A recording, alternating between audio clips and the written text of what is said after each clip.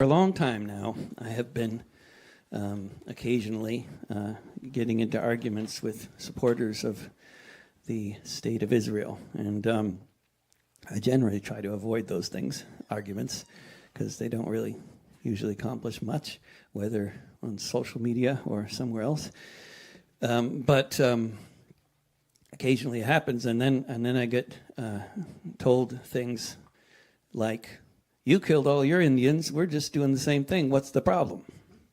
Literally, I've been told that so many times by so many Israelis. And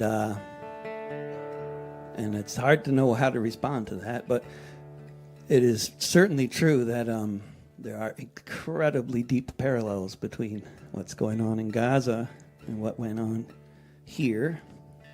And one particularly compelling comparison is the 1862 uprising in Minnesota that they called the Sioux Uprising.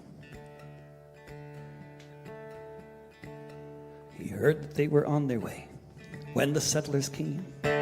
Little Crow knew that nothing now would ever be the same. The treaties he agreed to, signed under duress, he watched as the land of the Indians was less and less and less.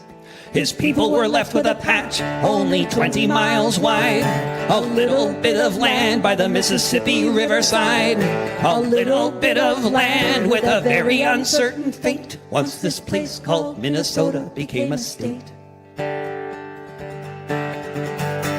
Little Crow went all the way to Washington, D.C., where he appealed his people's case to the highest authority. Then they took away half the land allotted for his kin, and then even that little patch saw more settlers moving in. Little Crow watched them hunting and logging all the trees. He watched his people growing hungry. He watched the children freeze when their meager crops failed. He went in search of aid from the Indian agents who had grown rich from the money that they made. What should have fed the people lined their pockets instead. Lincoln sent an investigator, and that's just what he said. The standard was corruption, treaties made to be broken, along with comforting words duplicitously spoken. Little Crow told his people, words bitter on his tongue. The agent had said his people could eat grass and their own dung. Peaceful coexistence could clearly last no more. He gathered up an army and set out to go to war. His warriors raided the stores of food that should have been theirs. They took guns and ammunition, put soldiers in their crosshairs. They won one battle after another, drove all the settlers out until divisions heading south were given a new route. Little Crow's uprising was finally suppressed, and the Indians of Minnesota were sent far off to the west. Whether part of the uprising to the authorities, it didn't matter, and they died of famine and disease. Little Crow was killed picking berries with his son, shot down by a settler out hunting with his shotgun.